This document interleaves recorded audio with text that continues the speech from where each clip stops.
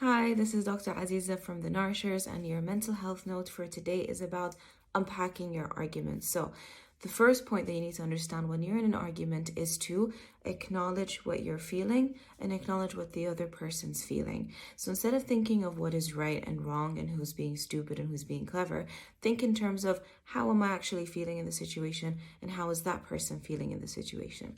The second point is to use I statements and not you statements. Define what your experience is without trying to define someone else. So, for example, if you're feeling annoyed or if you're feeling used, you say, I feel used, and you don't say, you're making me feel used. The third point, which is, I think, one of the most important points, and it is to reflect and not react.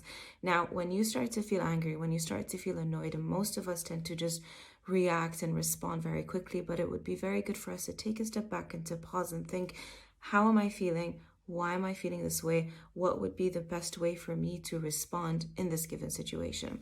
The fourth point is to embrace your vulnerability and not fear it. Now, I know it's not easy for us to be in situations that are scary, that we feel exposed in, but it is only when we're able to be vulnerable that we're able to have close relationships. And the fifth and final point is to not assume what the other person's feeling and to not project what you feel and what you're experiencing onto them. When you're creating that space where your feelings are honored, the person's feelings are honored, and you're seeing each other, that's when you're able to work through all the conflicts and all the hardships, and that's what will make your relationships grow.